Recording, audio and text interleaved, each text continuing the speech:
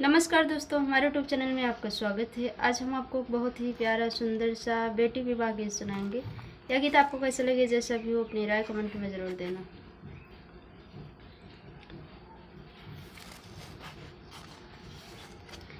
अरे अरे बगिया के सुगना त बगिया धरा करई बगिया